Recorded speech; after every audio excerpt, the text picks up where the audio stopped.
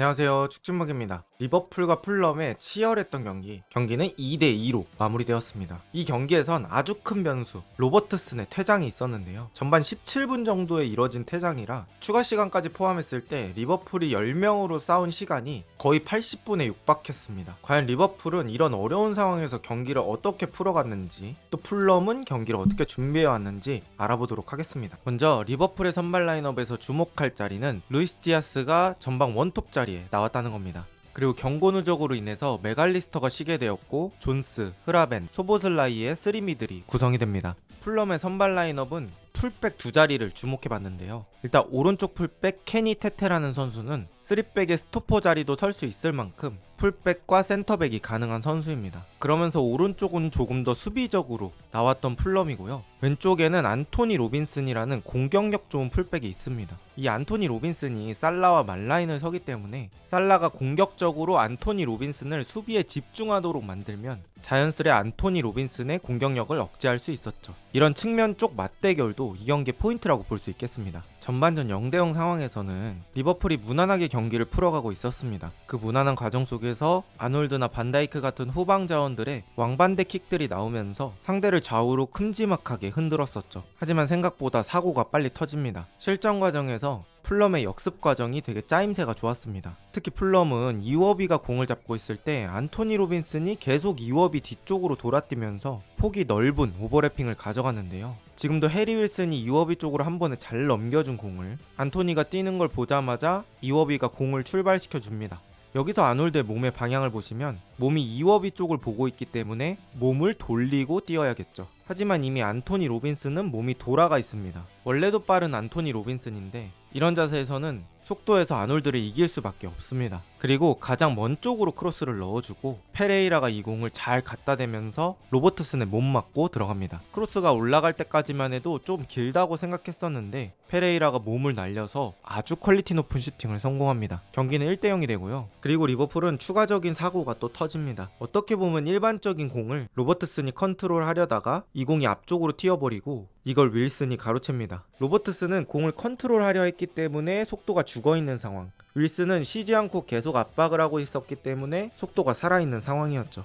여기서 윌슨이 로버트슨을 속도 싸움에서 이기면서 공을 먼저 건드리고 앞으로 치고 나가는데 로버트슨이 윌슨의 발을 차버립니다. 그리고 심판은 이를 결정적인 기회로 간주하고 로버트슨에게 다이렉트한 퇴장을 줍니다. 이 시간대가 전반 17분. 리버풀은 아주 많은 시간을 10명으로 싸워야 그러면서 리버풀은 10명으로 경기를 하기 위해서 10명에 맞는 형태를 갖추게 되는데요. 먼저 빌드업 할 때는 흐라벤베르가 센터백 사이로 내려가면서 라볼피아나 형식의 빌드업 형태를 구성합니다. 그리고 바로 앞에 소보슬라이와 존스가 서면서 공을 받아주고요. 아놀드와 학포를 양쪽 윙백처럼 사용하고 있습니다. 또 수비 시에는 학포가 내려오면서 포백의 레프트백 역할을 하고요. 살라와 루이스 디아스가 세미 투톱 느낌으로 최전방에 섰습니다. 이렇게 아르네 슬롯은 지금 있는 선수로 빠르게 대처를 해나갔습니다. 리버풀이 한 명 부족한 상황에서 가장 피해야 할 상황은 그림과 같은 상황입니다. 서로 역습에 역습을 반복하면서 많은 달리기 횟수를 가져가는 거죠. 그렇게 양쪽 다 체력을 소진하는 형태로 경기가 진행되면 당연히 10명은 리버풀이 불리합니다. 그러기 위해선 리버풀이 공을 잘 안 뺏기고 천천히 소유를 했어야 했고 그게 전반전에는 비교적 잘 되면서 리버풀은 많은 체력을 소진하지 않고 0대1로 전반을 마칠 수 있게 되었습니다. 그리고 리버풀은 후반전 초반에 빠르게 동점골을 만드는데요. 여기에는 조고메즈의 움직임이 꽤 효과적이었습니다. 고메즈가 전반부터 센터백이지만 높은 위치까지 언더래핑하는 장면이 많았고요. 이런 고메즈의 희생적인 움직임이 왼쪽 측면으로 풀럼 선수들을 끌어당기게 만들었습니다. 그리고 자연스레 살라가 프리한 상태가 되고 디아즈가 살라에게 왕반대. 그리고 디아스는 공을 차고 쉬지 않고 박스 안으로 침투합니다. 저는 이런 장면이 디아스가 톱일 때 가져갈 수 있는 장점이라고 생각하고요. 이 움직임 덕분에 테테가 맨마킹 해야 할 선수가 학포 1명에서 디아스까지 2명이 되었습니다. 그러면서 자연스레 학포는 프리한 위치에 놓이게 되고요. 살라는 그 2명 쪽을 겨냥해서 크게 돌려치는 크로스를 넣어줍니다. 그리고 학포가 무슨 로켓 발사하듯이 다이빙 헤더로 깔끔한 동점골을 만듭니다. 여러가지 좋은 움직임이 결합된 리버풀의 환상적인 득점이었죠. 그리고 리버풀은 이 득점 이후에 한 명이 부족 부족한 티가 나지 않았다고 해도 과언이 아닌데요. 거기에는 리버풀의 백스리 시스템이 아주 기여를 많이 했다고 생각합니다. 후반전에 빌드업할 때는 반다이크가 중앙, 고메즈가 왼쪽, 흐라벤베르가 오른쪽을 맡고요. 이 두 명이 소위 말하는 스토퍼가 됩니다. 그리고 공격할 때 고메즈가 올라가면서 전방 쪽의 숫자를 채워주고요. 뒤쪽에는 반다이크, 흐라벤베르 이렇게 두 명의 선수가 남으면서 후방 쪽의 숫자는 줄이더라도 앞쪽의 숫자는 11명일 때와 똑같이 맞추는 그런 시스템을 가동합니다. 이렇게 뒤에 두 명만 남겨놓는 위험한 전술이지만 이게 가능했던 이유는 리버풀 선수들의 수비 복귀 속도가 엄청나게 빠르기 때문이죠. 그리고 전반전에 공을 안 뺏기면서 체력을 아껴놓은 것도 유효했습니다. 그런데 리버풀에게도 약간의 위험 요소는 존재했는데요. 저는 그걸 아놀드의 수비 위치라고 생각을 했습니다. 아놀드가 평소엔 앞쪽에 살라, 소보슬라이가 먼저 자신을 보호해주고 그 다음이 자기가 수비할 차례인데 이번에 한 명 퇴장당하다 보니까 살라는 아예 위쪽으로 가고 소보슬라이는 가운데를 커버하기 때문에 자신이 수비하러 나가야 할 순서를 잘 못 잡는 것 같았습니다.